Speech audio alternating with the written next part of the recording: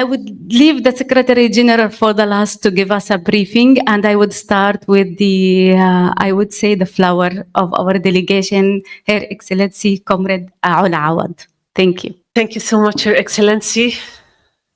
It is really an honor as a woman Palestinian coming to South Africa. And yes, we came here.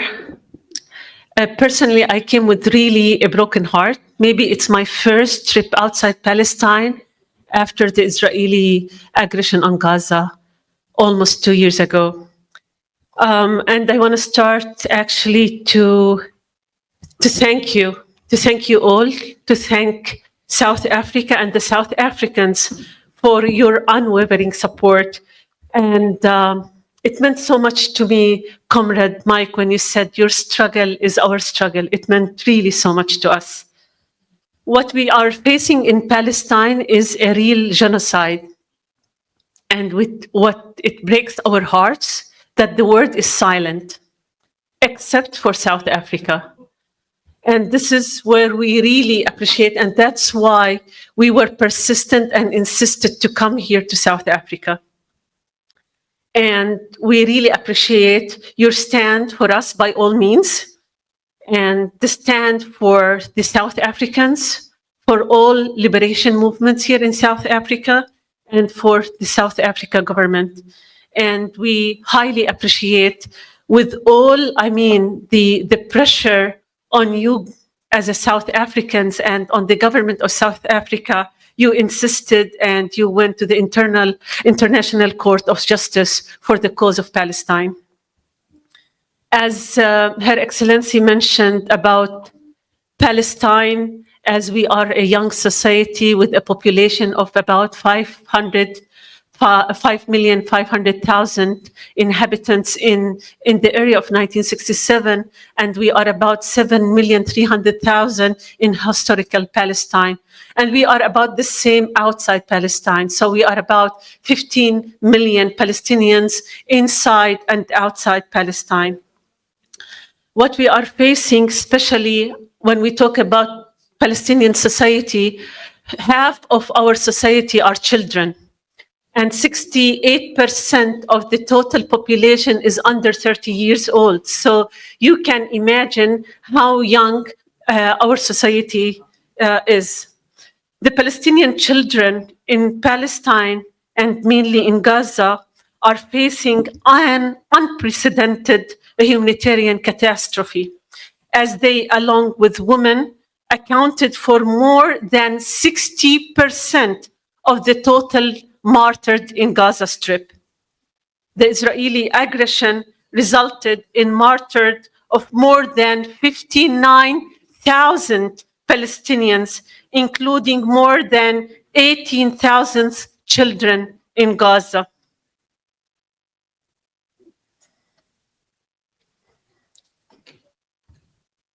Thank you. And we have about more than 100,000 children perished due to starvation and systematic malnutrition. Additionally, we have more than 113,000 people were injured. 69% of them were women and children. So more than half of the injured people were women and children. So the target were actually our children and our women. While more than 11,000 citizens now, more than 11,000 are still missing under the rubble. It's really hard to continue. In the West Bank, it's not also easy. They are doing exactly the same, taking city by city. Now, I may say, Jenin refugee camp is totally destroyed. You can't find anyone there. In Ain Shams refugee camp, exactly the same. Tul Karam refugee camp is exactly the same. So what they are doing actually in Gaza, they are doing also the same thing in the West Bank. So we have in the West Bank now in between October 2024 until now, we have about 900 citizens were martyred, including 200 children, and another 700 children were injured. That's in the West Bank only. We have more than 1,000 cases of child arrest under 18 years old. We have a systematic violation of childhood rights and a flagrant breach of international law by the Israeli occupation. In 2024 alone, more than 1,100 children were arrested. These children have been deprived of their childhood and their right to education, facing severe violations during their arrest. These violations included night raids on their homes, physical assaults in front of their families, shootings, as well as handcuffing, shackling, blindfolding, and denial of legal assistance, which are clear breaches of the international law and the Convention on the Rights of the Child. More than 39,000 orphans in Gaza Strip. It's the largest orphan crisis in modern history after the Second World War. They have lost the 39,000 orphans. They have lost one or both parents, including around 17,000 children. They lost their both parents. These children now face a harsh reality, struggling to survive without supportive care. They are living in dire conditions, as they were forced to seek refuge in torn tents or destroyed homes, amidst a near total absence of social care and psychological support. Their suffering goes beyond the loss of family and shelter, extending into severe psychological and social crisis. They experience deep mental disturbances, such as depression, isolation, and chronic fear, in the absence of safety and proper guidance.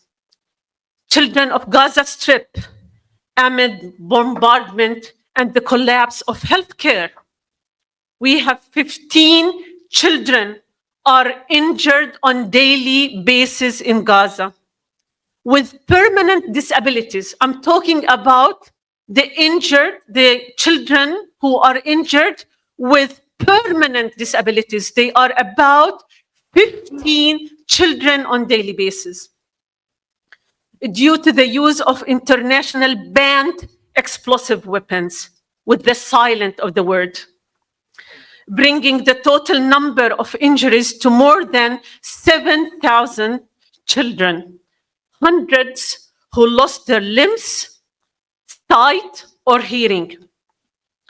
These children face a double disaster due to physical and psychological disabilities, in addition to collapse of the healthcare system caused by the destruction of hospitals and the blocking of medical supplies and prosthetics. In addition, around more than 8,000 newborn children are trapped in life-threatening conditions due to a lack of medical care, with remaining hospitals operating at very limited capacity, putting the lives of children at risk. With the shortage of incubators, ventilators, and essential medications, the health conditions deteriorated, increasing the likelihood of their deaths.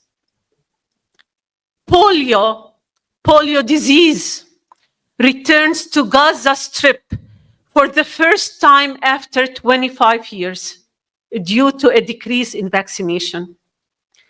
Famine and malnutrition threaten the lives now of children in Gaza. Right now, we have 60,000 cases of severe malnutrition for children.